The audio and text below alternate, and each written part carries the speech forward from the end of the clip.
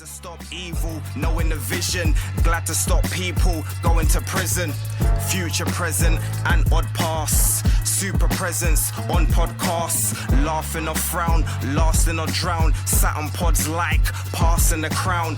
Odd pass, you pick out plain English. Podcast, blue tick, and James English. Been through a lot and came out the other side. Learned a lot about myself along the ride. Now I'm living my best life. Hey honeys, I'm Neah Inspired. Welcome to my YouTube channel, Unapologetically Inspired Voices, honeys.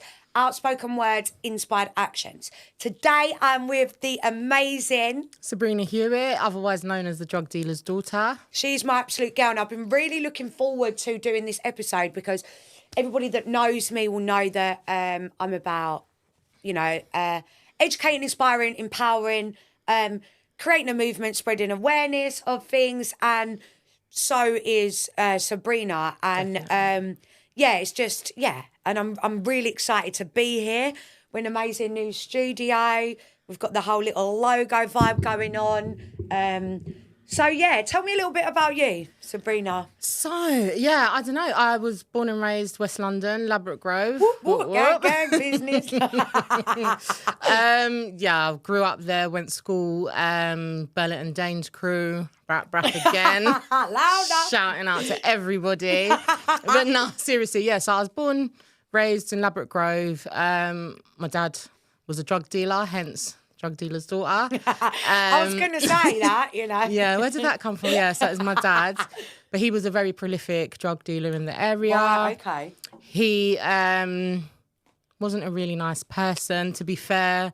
He was very violent, very controlling. Yeah, do you know what? Because I was going to ask you about that, because obviously we met briefly at the event that I'd done before, and we've been talking for a while, haven't we? Mm-hmm. Obviously we're connected due to, we've got the same passions, definitely, purpose, and similar kind of lifestyle that we've had, which has ultimately led us to where we are, we've been, and where we are, and what fulfills us, and what we stand for. 100%. Ultimately, but I haven't had much time with you to. Obviously, it was a bit obvious, the drug dealer's daughter, but to divulge a little bit deeper into your relationship with him and what that kind of meant for you growing up. So, I mean, for me, growing up at first, as a young child, he and I were really close. Yeah, and a lot of girls are with their dad. Yeah, and I think it's because whenever he would go out, he'd always ensure that, insist that I ccame with him, not knowing that I was a bit of a detour. You was a mule. I was a bit of a distraction, decoy type thing, because he's gonna really stop a man with his little daughter with her cute little pigtails. Do you know what I mean? Right, Who's gonna... you still got one? No, I'd stop ya. No. So there was that, but then I think as I started getting older, I could see that he was. I think when I transitioned into secondary school, things changed. Our relationship really changed because he became overprotective to the point of super controlling. Right. And there was a lot of domestic abuse at home as well, with my mum. And I'd seen all that. We'd seen all that growing up. But I was quite impartial to it because of the fact I didn't know any different. Do you know what I mean? That's I grew up in the household. I didn't know any different. So for me, it was just okay. And it's such a shame, don't you think? Now I've got older as well, I see how much of a shame, the significant effect that the childhood has then in adolescence to your beliefs, what you believe and perceive as normal, that you then pick up as then traits for yourself that you then carry on to adulthood. Absolutely. Your relationships then.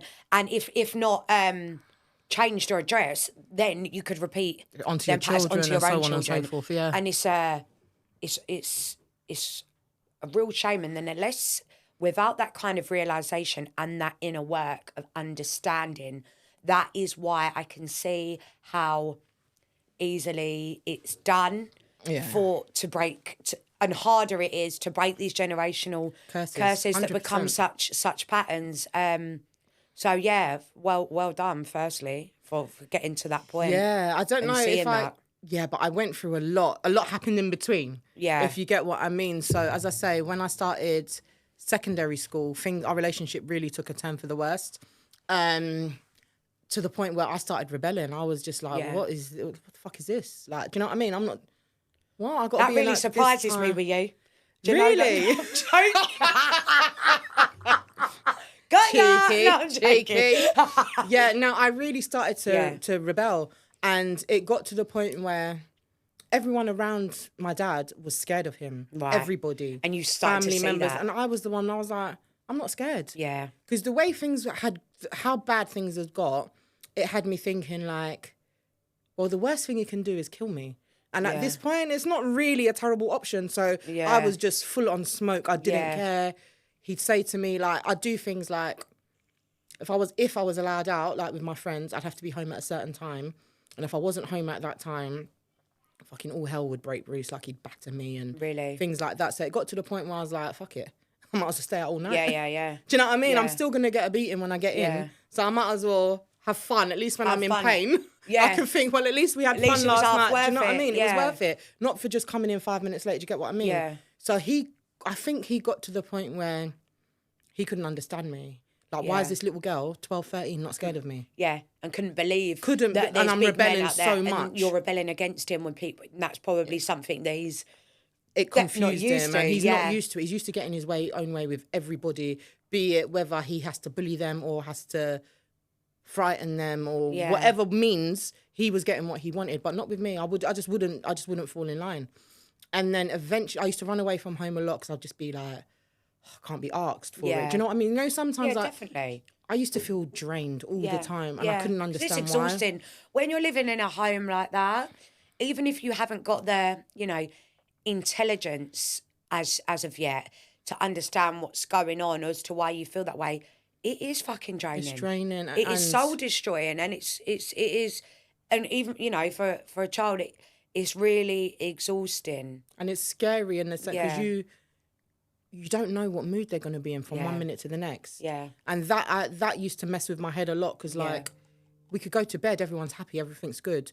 Wake up in the morning and it's completely the other way, and you're just like, fucking hell, what happened in the night? Why things have changed so drastically? So it's like completely living on edge. Always, for me, I was living constantly on, I feel like, survival mode. Yeah. And it was, for me, I need to get from 1 hour to the next. Yeah, for real. It's not like, like we go to work and it's like, oh, I can't wait for the weekend. Yeah, let's just you can't plan ahead when you're living like that, can you? 1 hour at a time. Yeah, I'm taking it. Yeah, and it is. It literally is one thing at a time. It's exhausting, and I think that's the sad thing about when people have had them kind of lifestyles, that a lot of them take longer to kind of prosper in certain areas than other people, and it's not down to a lack of ability or even can be in ways, but not necessarily shouldn't be labelled lack of education or whatever.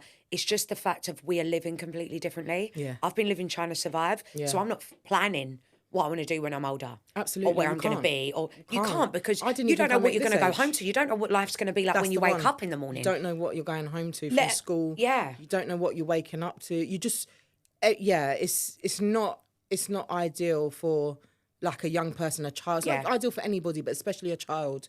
And then obviously you've got adolescence, puberty coming into plays a part in it. And it's just a whirlwind of different types of emotions. You're trying to just get through the day best you can. Whilst being so confused with who you even are. So these changes are going on in your body and stuff like that. It's a lot. And then, I started nicking my dad's weeds from about 12, 13, because like my friends used to smoke weed. Yeah. So I thought, well, might as well make some money. Yeah. So I'd just take a bit off his, sell it. So he never knew. He never knew.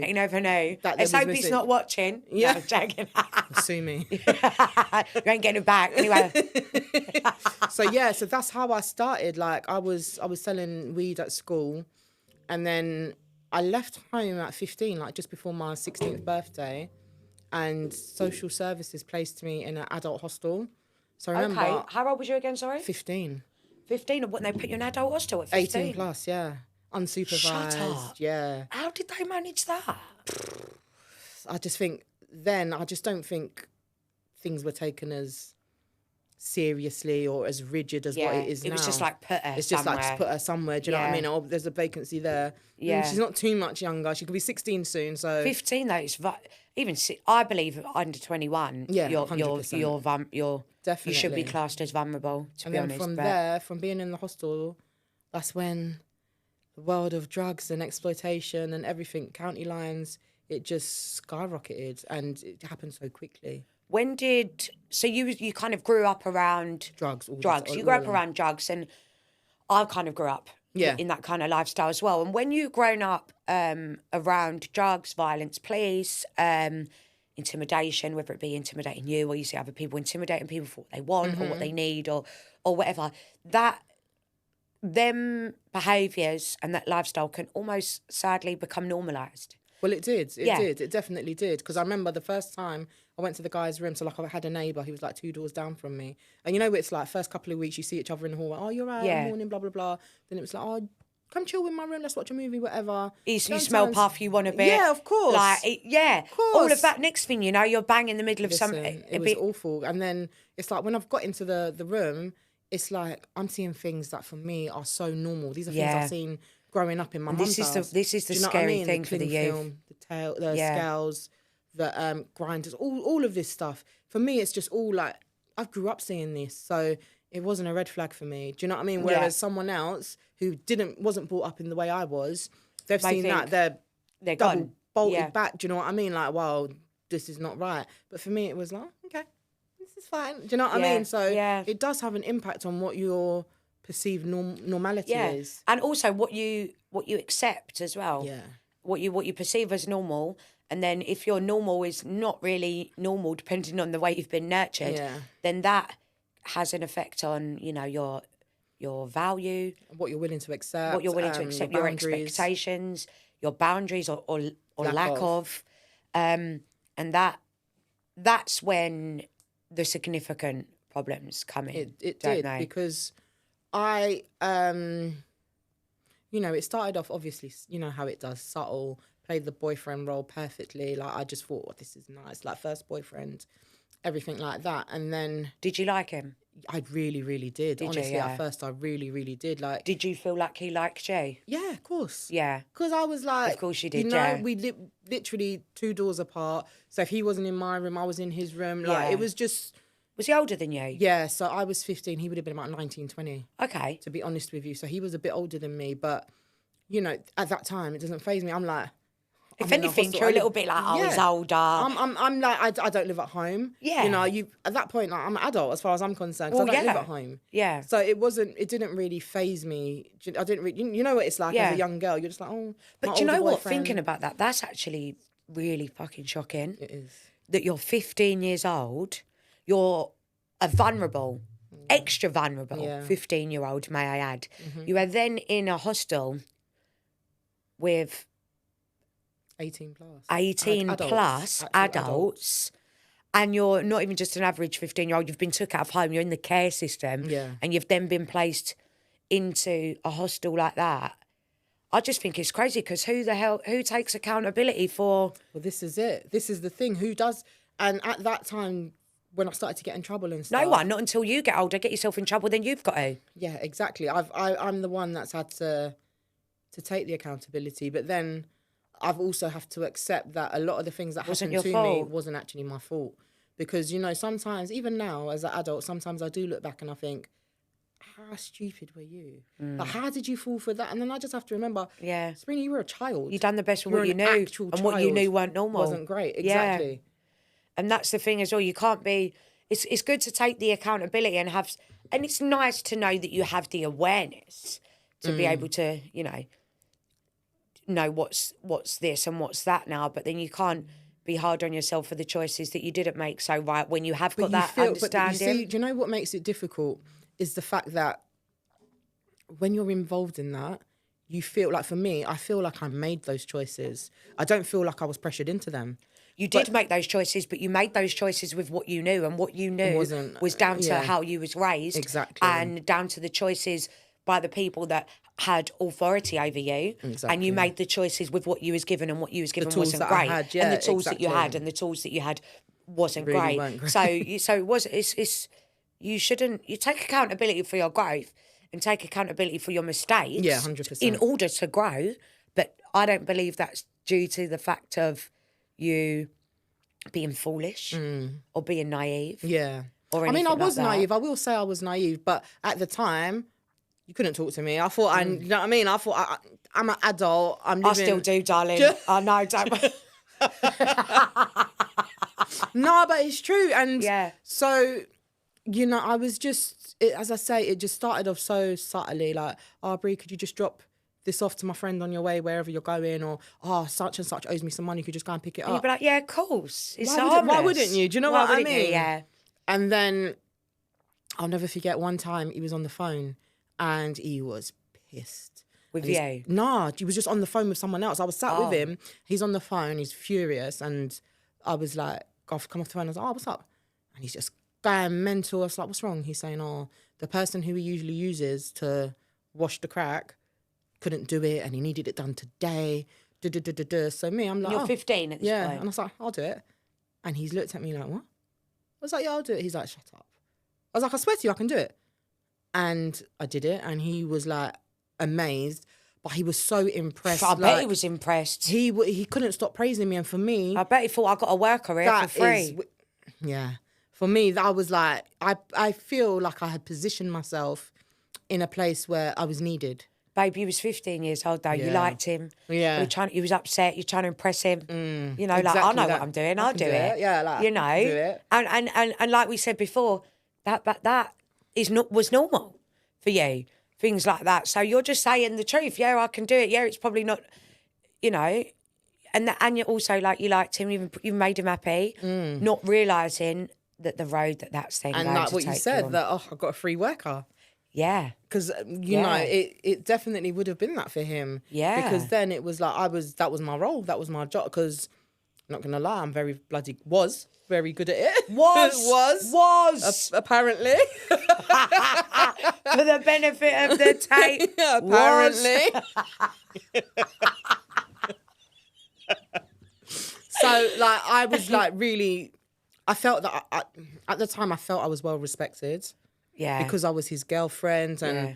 You know what you was doing. I wasn't like him. the other guys' girlfriends who were just there to look nice and Yeah. I had a role. Do you know what I mean? Yeah. I'm part of this now, so it's like I felt like I belonged somewhere and I was, you know, with my partner and we're doing this together type thing. But yeah, that quickly changed. How long was you kind of working for him, seeing him, whatever as such, before you kind of realised what your position had then become in that relationship? On and off for about 15 years. Fucking hell, where's that bottle? Pour me a drink, mate. I wasn't expecting that. Yeah, You what? on and off for 15 years. It was like, Really? I was so controlled. Like I think I'd go as far as to say I was brainwashed into thinking this was for me. This is my life. And you loved him? 100% I did. And then it got to the point where I hated him. Yeah. And all it was is And you start to hate yourself as well. 1,000,000%. And that's when I started putting on weight purposely, thinking that if I put on weight, he's not going to like me, and then he'll leave. Right. He never did. Never fucking More did. pushing for the cushion, darling. Yeah, I didn't realise that at the time. Didn't realise that was a thing at the time. So yeah, I was like sealing myself closer to him, thinking I'm like repelling him, but no, it was more attraction. So yeah, that didn't work, clearly. Do you think there was a level of codependency there as well? Yeah, he was all I knew at that point. Of course, she was Do only you know a baby. what I mean? I had friends, but The I only felt one they that didn't understand me. And the only one that close to you as well, because obviously you've not got a family unit, you're in care, you've then been put in there with this guy, you've formed a relationship, you're then helping him with normal stuff that growing up like that is normal, and then almost he is your family. He's all you Literally know, everything, and he's all that knows you. Yeah, I can imagine exactly. you So felt. that I feel there was that kind of dependency there. I feel more on my part than on his. Yeah. Because obviously he was getting more from me than I was, do you know what I mean, Yeah. getting from him. But, you know, he became violent and then I was stuck in that kind of cycle with him, which, again, was a thing that I thought was normal because I'd witnessed it with my dad and my mum. So Sad. my tools were just crap, mate. They just didn't work. Yeah. So I'm just, you know, trying to get through this, not knowing, no direction. Yeah. Just trying to like literally blag it as much as I can, keep myself as safe as I can. Yeah. And it was, if I thought living at home was bad, then this was like 10 times. Do you Yeah. know what I mean? What do they say? Out of the pot into the fire. That's what it felt like. Because I felt trapped. Yeah. I felt like my world had got a lot smaller. Yeah. And, you know, you feel suffocated and there's no way out and what can I do? And yeah, it was, I mean, even after he stabbed me, I was still there. Do you know what I mean? And it was like...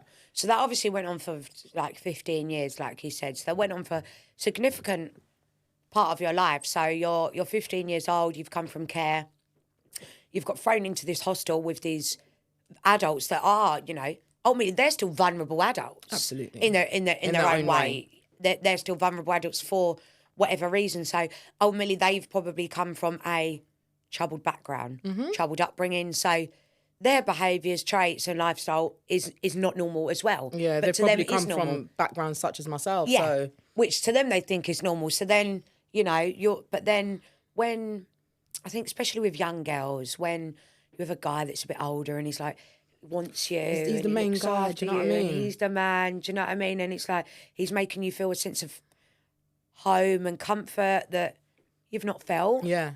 You know, it's like someone's got your back as well. Because for me, that was very important because, like I said, everyone was scared of my dad. So when he's battering 10 bells out of me, there's no one to have my back because they're all scared. So to have now a male figure have my back, it really meant a lot. And I feel that was kind of my, not weakness, but my vulnerability. Yeah. Definitely that was one of my vulnerabilities that I needed to feel safe, wanted, looked and after. safe. Yeah. So that was it was just really, looking back, sometimes I do feel embarrassed, but then I think, nah, it is what it is, isn't it? Yeah. It's one of those things, I couldn't control it and I made the best out of it that I could. Do you know what I mean? When did you get to the point where it was like, do you know what, Brina, enough's enough? When I got 3.5 years prison sentence. And that was for him? Yeah. Right. That was for the drugs, wasn't it? Yeah, importing drugs in from the Caribbean. 3.5 years is all right though, girl. I got a touch because I'm not going to lie. Not that, you know, I'm not saying... I had mitigating circumstances. Right, and did you, like, go... They knew about your upbringing and... So they knew about that. I had not long had my last daughter, so I had postnatal depression as well. Right. So it was like a lot of factors. And, you know, the judge said the only reason, because probation, in my pre-sentence report, they recommended a sentence in the community or a suspended sentence. But the judge said that they basically... couldn't do that for that. The only reason being because of the purity of the cocaine. It was like 97% pure. He was like, there's no way I can not give you a thing. He goes, but I'll do what I know. He's like, I'll do what I can. So I got the 3.5, obviously, third off for pleading guilty. And then the mitigation. It got withered down. So I ended up doing like 14 months and then 4 months in tax. So the first 6 months I did in Bronzefield. Oh, okay. And then from Bronzefield, had a bit of an altercation with someone in there and got shipped out to Peterborough. Oh, but Peterborough worked out to be a lot better for me. Oh, did it? Oh, I hated Peterborough. Really? I absolutely hated it. And do you know why? I think it was because when I went to Peterborough, obviously I was a lot younger, so I was a lot more rowdier and, you know, and I was used to Holloway.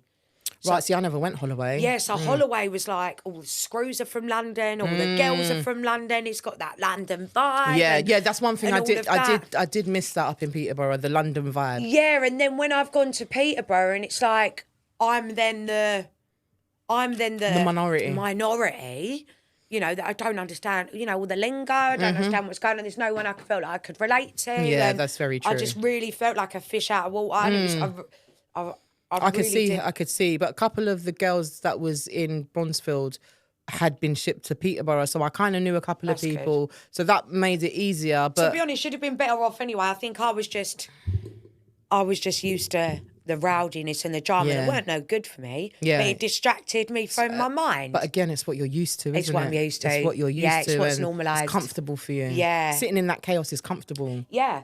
And when you're... And this is the sad thing about growing up in chaos as well. I've done quite a bit of research into it. Is that when you grow up in chaos and chaos becomes normalised, the most beautiful, peaceful, amazing things could come into your life, but you can create chaos with it.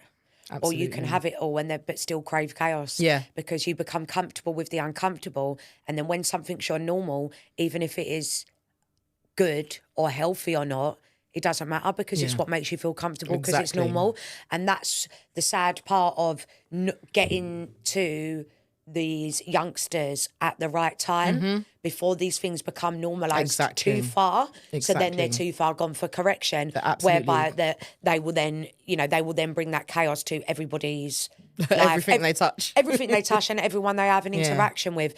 And it is really sad. That's why early interventions It's so important. They're so vital. So vital. That's why they failed you.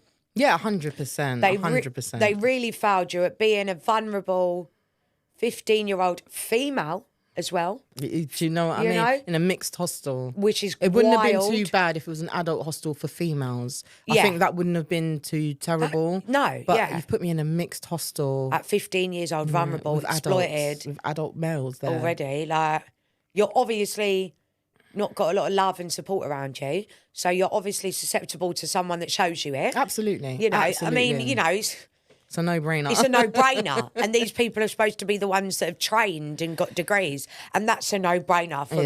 And we've come from chaos. Yeah, exactly. You know, so that, have you ever, you know, all the amazing stuff that you do, but we're going to go on to that after. Have you ever thought about trying to hold someone accountable? I have contacted my borough, and I speak to the I think he's like the lead of like the safeguarding or something. I've spoken to him about it. Yeah. And you know what it's like, you get the apologies and you know it was a different time then, and so it's like, do you know what?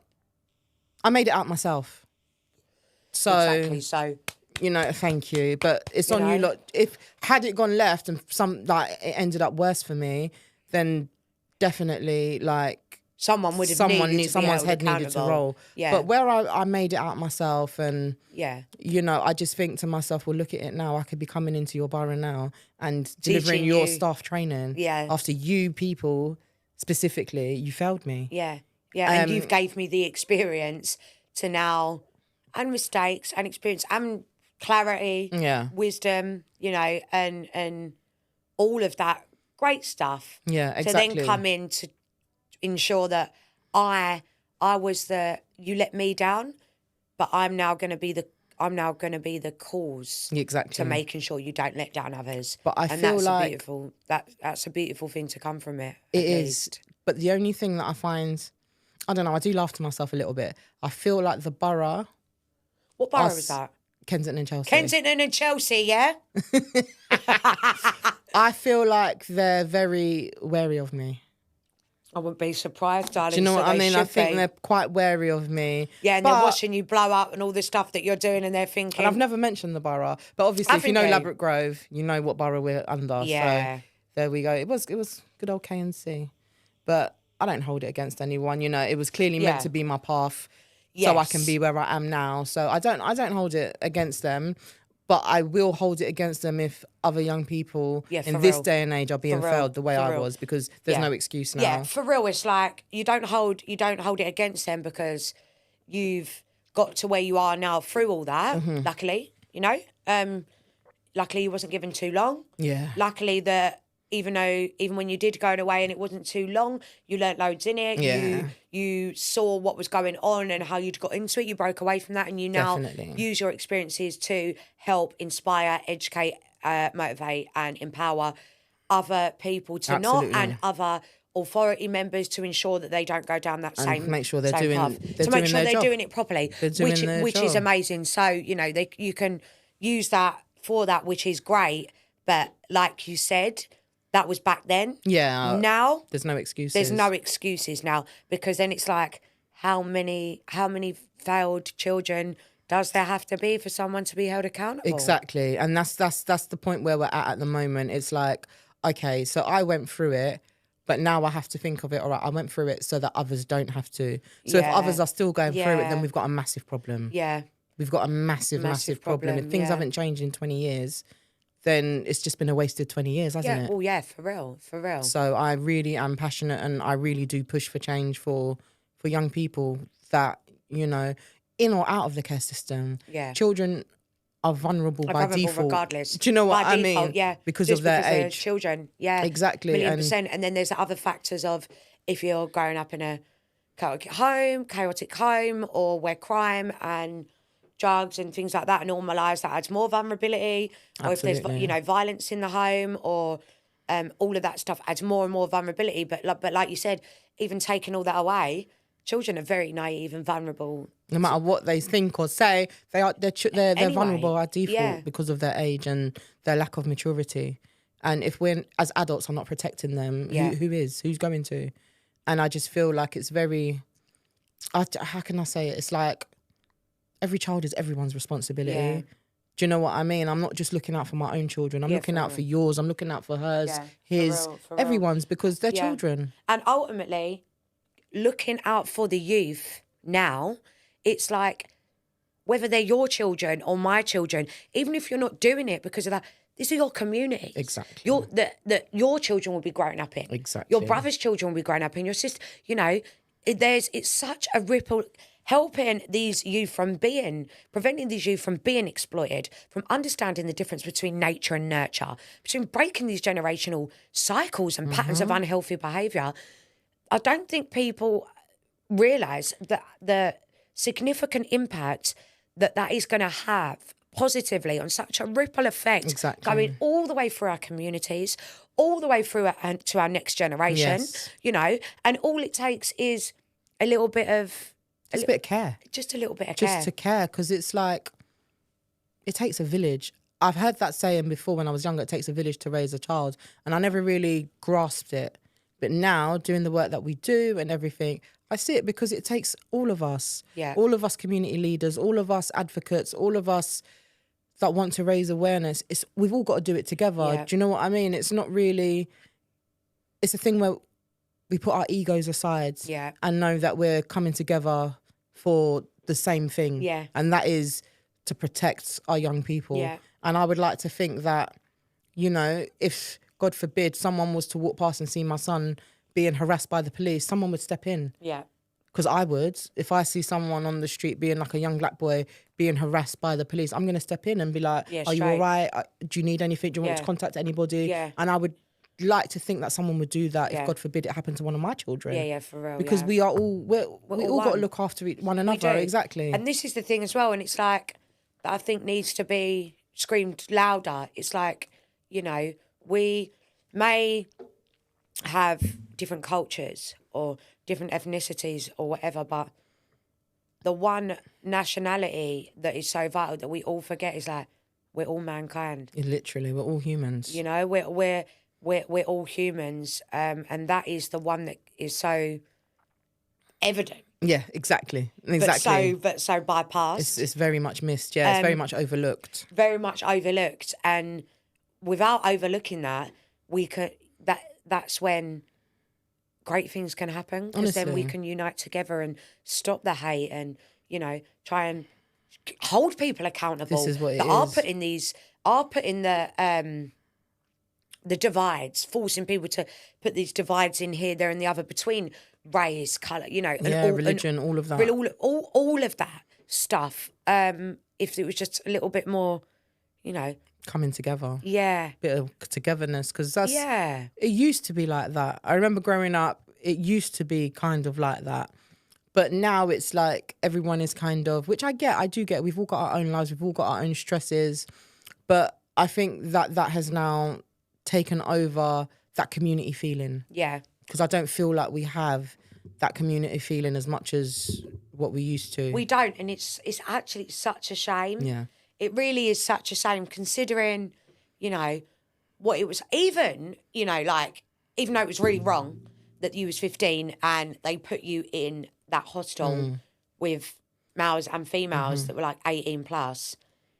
Even if you look at that from the flip side, even for them 20 years ago to have done that shows how, even though they was, terribly wrong, clearly, that even just by them making that decision to do that, even that just shows how much things have changed in terms of absolutely how they thought that the was awareness okay. of safeguarding and whatnot, definitely. Yeah. Absolutely, because that could never, ever happen now. No way. And I'm happy to know that. Do Yeah. you know what I mean? I'm really happy to know that there won't be another vulnerable 15, 14-year-old girl going into that situation, unarmed, as it were. Yeah, for real, yeah. So that we have made some progress, but I just don't think it's enough. No. I don't think it's enough, and I don't think it's happening quick enough. No, for sure. What do you feel like needs to be done? Involving what you do and stuff like that. So Just I think tell us. education is key.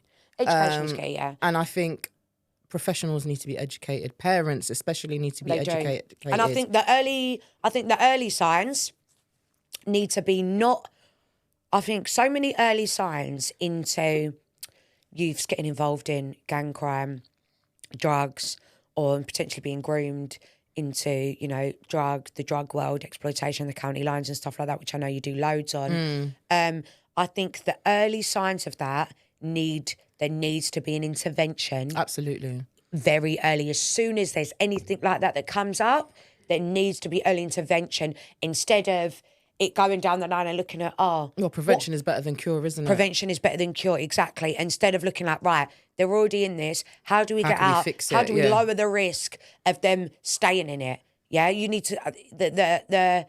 It's all about early interventions. That's why in we should youth. be targeting children from primary school. I've always said it. Children in year 5, year 6, ready to make that transition into secondary school. We need to be targeting them, make them aware of grooming tactics, of what exploitation is and how easy it is to fall into it. Definitely. If we give those children the tools from year 5 and year 6, going into year 7, they're year 8, armed. They're ready for it. Yeah. They know what to do. Or if someone approaches me with this, I know I can turn to X, Y, and Z. Or, and I don't think that's done enough. I think we're focusing on those that are already involved. Yeah. But for me, it's too late then. Yeah, 1,000,000%. They focus on how to stop it getting worse. How to stop it getting worse. But we need to stop it from happening in the first place. Yeah. And this is where I get things I can say here can be a bit controversial, but anyone that knows me knows that, unapologetically inspired voices, darlings, Literally. Louder for the people in the back. I'm unapologetic in the things that I say, outspoken words, inspired actions.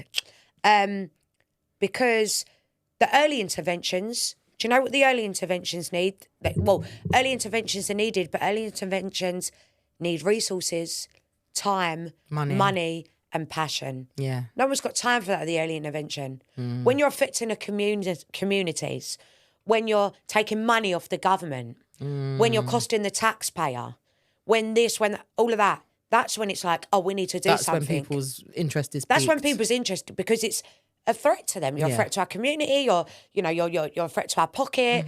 There's pressures on the society, whether it be the taxpayer, whether it be the people that need to be held accountable in the boroughs or whatever. That's when the things get pushed on people and the pressures on that they need to take some action to prevent this stuff and these people from taking things further. But really, if there was a little bit more work, understand, or a little bit of compassion, just a bit further back, then we wouldn't even be here. But no one don't want to hear that. No one's ready for that conversation. Because it doesn't affect them directly. No. If it was, for argument's sake, an MP's son that's been involved in county, got exploited into county lines, listen, they'll be drafting up new policies and procedures straight away. Yeah. Do you get what I mean? But where it doesn't affect them directly, it's like, that doesn't happen to people like us. Yeah. Do you see what I mean? It's not our problem. Yeah, it's not our problem. And until it is their problem, it's everyone else's. Do you know what I mean? It's everyone else's. Yeah, facts. It's everyone else's. And it's such a shame because I feel like I've been a vulnerable teenager. You have yourself. We all have, yeah. And, we're now still growing, still learning, still healing adults. Yeah. That are, trying to prevent still trying to make a change. Still trying to make a change. And, you know, I don't take anything away from that about myself or about you or what you do. And it's amazing, like, it's amazing work. But then at the same time, it's like, there could just, you know, with a little bit of that, there could be a few less traumatised or damaged people This out is there. it. Like, there doesn't have to be things. There are reachable moments that are not. Don't have to be catastrophic. Yeah. But there are someone's reachable life. moments where we can intervene and get to the root of things a lot quicker than if that young person's already involved and now they're entrenched and you're trying to help them out of it and they're turning around saying to you, but Sabrina, I'm making £500 a day. What can you offer me to make? And it's like, well, I can't. My hands. Exactly. Obviously, I can't. Obviously, you can't. And obviously, no matter what, how much you try and, you know, educate them or talk to them or whatever, facts are the facts. Nothing ain't giving them £5 a day. Exactly. It ain't. And So it's that's like, why it's so much harder. Once they're entrenched, if you get them before, we can change the whole mindset, the whole thought processes. Into knowing that's not okay. You don't want to live like that. This can lead to this. But once they're involved and entrenched, it's like you're fighting a losing battle. Yeah. A lot of the time, it's like pushing water uphill. Like, you can't do it. Yeah. You have to, it's very hard. And it's a lot harder. It's a lot more, that young person has got to, in the end, go through a lot of trauma before they reach that point. Actually, this isn't for me. Accountability. Do you see what I mean? Change, of that Why point do we of want to feeling. put them through that? Yeah, exactly. And it's sad. It's so sad, but it's so true. And I was watching something. I'm not sure of the statistics, but you know about the adverse childhood experiences, the ACEs. So apparently, I believe there's 9 or 10 that they've categorised.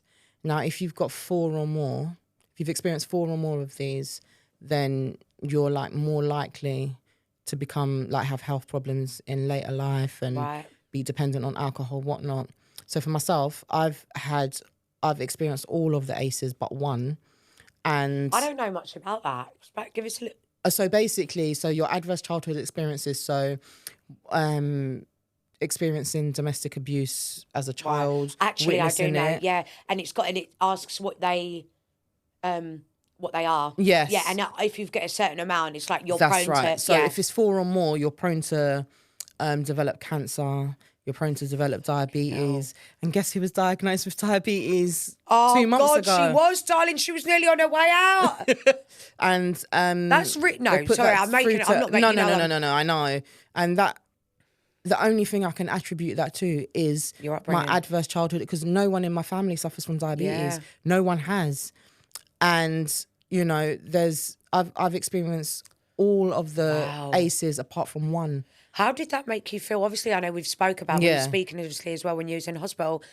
How did that, because I don't have much knowledge on the ACEs, but I'd love to, us to divulge a bit more into that, maybe. I never made the connection before, like, obviously whilst I was in hospital, I was just like, oh my God, I can't believe this. Yeah. But then when I came home and I was putting together a training workshop for trauma-informed practice, and part of that touches on the ACEs, the adverse childhood experiences. So obviously I'm researching that for my training, and the statistics, there's, I think I want to say there's 9 ACEs that they've categorized, and I've experienced all but one. Wow. So if you only need to experience 4 to be at risk of like cancer, diabetes, mental health problems, and I've doubled that. Yeah. I've experienced double of that. I started to look into because I asked how did I get diabetes? Like, how? Yeah. They're like, there's really no explanation, especially if no one in your family, there's no family history of it, which there isn't. So during my research, it's like I've attributed it to that could be the only thing. When you was in hospital, and then they've diagnosed you with these things, and like you said, we've spoke about previously, that comes with a big shock, obviously, to you. I couldn't believe it. Knowing your family's got them kind of things, you just thought that you felt a bit unwell. Yeah, I just thought I had a stitch. And the next thing, you're in there for weeks, and they're telling you that this is really, really serious. Like, you could, if I hadn't have... So basically, a nurse took me from reception, from the waiting area, and is like, you look really ill. I'm gonna rush you through for tests, whatnot. And that's when I was diagnosed with a 7mm kidney stone. I had sepsis, which is blood poisoning, Wow. which is so serious. Like, people die of sepsis every single day. Yeah, I've heard that's really bad. I was diagnosed with type 2 diabetes. And Did you think about the ACEs when they said that? No, not at all. As I say, it's only when I was doing research for a new training that I've developed. I've had a look. Right. Yeah, so this was like within the last couple of weeks. I've looked into it and I'm doing more research and I'm like, well, that could be that's the only thing, because wow, you know, and it's not like I've got a sweet tooth per se. Like, I don't. Yeah. I told you, only really sugar input is my cocktails. Yeah. Other than that, I'd rather a bag of crisps over a packet of sweets or a pack of chocolate. Do you know what I mean? So it's not like I was excessively having sugars and things like that. So it was a massive shock. How did that make you feel, knowing that you've potentially, you know, you've hit a really low point in your health, whereby you're in hospital for these things that are not genetic. Yeah. You've then researching for a project and some training that you're delivering on these ACEs that can cause all these things if you experience them in childhood, and you then realise that and what they can create further down the line, and you then compare what you've experienced through that, and then I've managed to put it, and then them health problems. What was that like for you? I'll be honest with you, it was quite traumatic, and I know we always use the word trauma and whatnot quite flippantly, but it was genuinely traumatic for me, because, you know, having the doctors say to me, like, I don't think you understand how ill you are. Like, you could have died. Like, you were very close to dying. And I'm like, what? What do you mean? Like, no way. One of the sad things about it is, it's like going through trauma and stuff like that as a child is very traumatic and very chaotic as it is. Healing through that is even harder. Then through the healing, holding yourself accountable and then trying to break the cycle and create a different life from that is even harder. It is. And then to then do that and do the amazing stuff that you do, hats off to you. Thank you. Really, really some amazing stuff that you do, to then have gone through all that, to then be hit. For my body to give up on me. Then your body starts shutting down, saying, no, you was traumatised as a child. We Here don't we care go. what you're doing. We ain't forgot. Yeah. Like, literally, that's what it felt like. Yeah. It was like, and that must when am I going to be free of this? Yeah. And that would have upset me, because that would have made me feel like I've gone through all of that. Yeah, I've then, come this far. I fought so hard. Far, and then my body's like, well, actually, no. We're It's not still forgot. it's still manifesting itself within me. And it's like, it was hard to accept. But I'll be honest, since I've been home, so I came home in July, since being home, it's like it's given me a new lease of life. Good. And I have to, but also what it's done is make me more mindful of my body and listening to my body more, and really trying to implement boundaries where it comes to work and things like that. I can't overdo it anymore. You have to. Because where it was like I felt like I'm on a mission. Yeah. I've got to do X, Y, Z. Yeah. People's calling me, Sabrina, can you do that? Yep, I'll do it. I'm giving myself unrealistic deadlines. And remember, at the time, I was in uni studying for my master's as well. So I'm doing all of that. And now I'm just taking it easy. Like, I'm still working, I'm still pushing, but I'm not killing myself literally for it anymore. Pass your cup, babe. Do you know what I think's sad as well? And tell me if you agree. I feel that when you grow up, and because I suffer with this burnout, don't know when to say don't know when to say no. Don't know when to say no. I put everything. You know, I'll like triple book myself, even though it's absolutely unrealistic. And still try to break your back to get to all three. I'm going to be able to do it, but I'm still trying to break my back to get to all three. And if I don't and I can't, I feel like absolute shit. Like, because this was a long time in the making as well. And what I've learned, what I've tried to learn from that is that comes from an inner child in us. Wanting to please and to being let down. Yeah.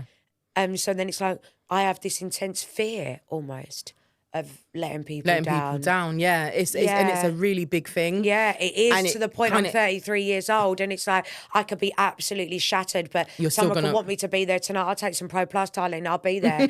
You know, and it will ruin me. And it's to the detriment of yourself. Detriment to myself, because it has no benefit for me. I don't want to let people down, and you want to be accepted, and you want to be. But I think I've got to the point now, especially from coming home from hospital. It's okay to say no. It is. It's okay to say no. Sorry, darling. Thank you. It's okay to say no if something. It's vital we spoke to about say it no. earlier, didn't we? Yeah. Like, if something is not aligning with your beliefs or your core values or Don't do what it, you want to man. do, don't do it just to get out there. Yeah. You know, like it's got to. What's for you and not past you. Yeah, it's got to be in line with what you're trying to achieve. Yeah, your true authentic self and what you're trying to achieve and what actually empowers you. Yeah. Not I'm all kills about some unhealed part of you that wants to please other people. Yeah, we can't do That's that when it's anymore. coming from a healthy place and a negative place. If it's empowering you or fulfilling you, then break your back and sleep By all double means, tomorrow. of course. Yeah. If not, and when you weigh up and it's like this has absolutely no benefit to me, but I just don't want to let people down, or I just want to be accepted. I think that's not you have you to there. talk That's up your now. child Yeah. in there that's been let down. That's your person in there that's been, not beeen cared for, that wants to be Exactly. accepted That's and liked. always been let down, Yeah. and that's always been told, you're not good enough. You're not good enough, So or- when someone gives you an opportunity, you're like, oh my God, they think I'm good enough. Let me perform, jump. I've got to do it. Yeah, I have to. And it's not that. It's not that. And I think we need to, as adults, we need to do that more. Whether you've had, a chaotic upbringing or not, I think that's something Just for your own mental health. for your I own think. mental health and for your own, healthy boundaries and well-being. I think it's something that's so vital that needs to be done before getting to that point of thinking, right, I'm either going to burn myself out or I'm going to let people down and it's going to make me feel like shit. How about before I commit to everything, let me just take a little minute to look at my schedule, think about That's how the I thing. feel, think about what this is going to offer me or what I want to give to this. And if How it's much not of me aligning, is this going to take? Yeah, How much of me is this going to how much cost of me have I got to give for this? Yeah. And if it's all not aligning, it's okay to say no. Like, not this time, maybe next time in Yeah. the future, but at this point, I can't do it. I can't do it. And that's okay. And that's okay. And that really is okay. So we need to normalise that Yeah, agreed. a bit more. But I think that comes with maturity and age and Self-acceptance healing as and well. It all Yeah. goes hand in hand, because like you say, when we do get those voices that are telling us, no, we have to do it. It's Yeah. that child that's not I quite get that. healed. Yeah, of course. I get that. I get that a lot. I'm starting. Sometimes I feel like I'm getting better. Then sometimes I feel like I let myself down. Not let myself down. I know what you mean. But I go against my own well-being and my own And that's not- my own that boundaries. is letting so that yourself is letting down. myself That is down. letting yourself down, definitely. to please others. That would they do it for me? I don't know. That's another thing. But then, at that point, sadly, I don't think about if they do it for me. No, you wouldn't. I don't even care. Yeah, exactly. And that's And that's the really Yeah. sad part of when you look at why do you not care, Neah? well, this is it. Why do you not care? And I think it brings it back for me to when I was with that guy and I was being exploited. The things I was doing for him, would he have done it for me? Absolutely fucking not. Yeah. But Did at you that care? point, did I care? No, I No. didn't. No, I didn't. And it's those unhealed parts of us that we still have to work on. Yeah. And we have to be like true to them as well. Yeah. And, we say we let them down then, but we didn't, because we weren't really... We didn't know. We didn't have the knowledge. We've got the knowledge now. now, so we have to do right by our younger selves. Yeah. Definitely. 1,000,000%, because otherwise, if not, ultimately, our unhealed, damaged always come younger to self is surface. always gonna come to the surface. And we never in know one way or when. another. Whether that be health wise Yes. or burning ourselves out, or even passing on these things to our children. Yeah. Or and it's always gonna be there if you is. don't. Accountability and doing this deep inner work is scary. It is. It's it's very, hard. and it feels quite intimidating. Yeah, it does. Because it's the unknown. It's Yeah. not what we're comfortable with. No. We're not And, comfortable with it at all. like other But- family members, like people that grew up with us or brought us up, whatever, they're looking at us like, what is she doing? Yeah. And then you feel like, I don't want to be too different from my family Yeah. because, I've just kind of got them Yeah. back. And Yeah. But then you have to be true to yourself. You have to be true to yourself and how you feel in your growth. And it doesn't mean that by them not doing so, there's any kind of, problem with that. Not at all. If you can go through things or live certain things and you can learn to live a healthy life whereby you dissociate yourself Mm-hmm. from your trauma or from your experiences, then hats off to you. Honestly, like, that's a big deal. Yeah, you know. But that doesn't mean that if I can't, there's nothing wrong with there's you. nothing wrong with me either. We get there different ways. We're just different. Do you know what I mean? Yeah. You might take a train, I might take the plane. Yeah. Do you know what I mean? Yeah. We're getting there. We're getting there. And ultimately, I think that should be all that matters. And every journey of it should be empowered. 100%. Whether it's you don't need to, or you're okay, or you got to go all around the houses, or you got to get to some really, you know, or you got to do some Just gotta real find deep your inner way, work yeah. that's going to really fucking upset you, and you may realise some things may pop up that you've not wanted to think about, or whatever you've got to do. It's about doing that for you, for your That's what it relationships you is. have, the experiences you have, for your self-worth, you know, your well-being, your Absolutely. children, the people you're Absolutely. around you, everyone you meet, you know, the opportunity that you have to be able to feel and present yourself your best self, best and to be version. able to give the best back, to break the cycles of the patterns and lifestyles that you become accustomed to, Absolutely. you was born into, and then become normalised. Absolutely. If we don't do that work to break the cycle, It'll just be unfortunately, we are ongoing. part of the problem, Yeah. because we're not then part of the cause. Exactly. And that is when the accountability that we would need to take will be too hard to bear. Quite no one's going to scary, want to do yeah. it, because it will be too heavy then. But do you know what I mean? Yeah, no, definitely. I just think we're all on a path, and we've all got something to fulfill. And if we just take it on and, you know, just really dig deep and you know, as long as you know what your purpose is, I feel like that will drive you to making the best version of whatever your purpose is. Most so definitely. For us, it's literally inspiring, empowering. Yeah. And we're on the right track, obviously. We are. This has been such an amazing conversations need episode. to be heard. It's been wicked. It really has. This is going to be the first of many with my darling Sabrina. Ladbroke. So tell them where they can find you, babe. So, yes, I am on Instagram, The Drug Dealer's Daughter. I'm on LinkedIn, Sabrina Hewitt. Where else am I? I think that's it. So this is going to be one of the first episodes, but there's going to be many more to come from me and Sabrina. You're gonna see a lot more of us. Make sure you tune over to Neah Inspired at YouTube. Like, subscribe, comment. Thank you for watching Unapologetically Inspired Voices, honey. So let's do it. So I'll see you soon. Thank you for watching. See you later. Cheers. Now I'm living my best life.